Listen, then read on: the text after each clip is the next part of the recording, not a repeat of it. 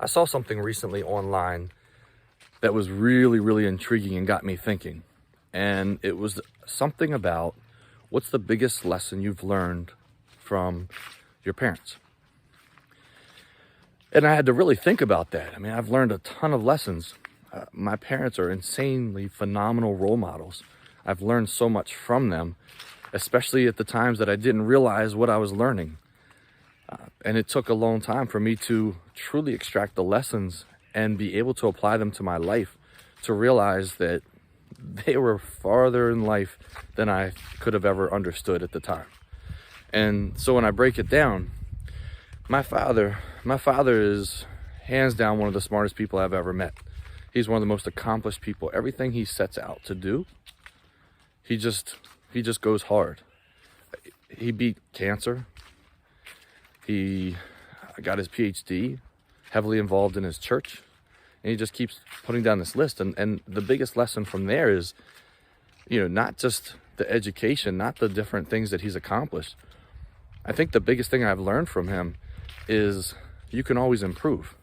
You see, who my father was growing up isn't who he is today. And I definitely admire and respect that, because he sought growth. He sought expansion. And that was one of the first places that I started realizing that who you are today isn't who you have to be tomorrow, because you get to determine whatever path you decide to take. You don't have to take the path that others tell you to. Make your own path. And then when you come to my mother, all heart, just absolutely amazing. I learned to understand emotion. I learned what it was to care about other people. Mother's a phenomenal cook, chef, baker. Learned a lot of skills there. But one of the biggest lessons I learned from her, we used to joke about it when we were little. If I called my sister stupid, my mother would say, she's not stupid. What she did was stupid, but she's not stupid.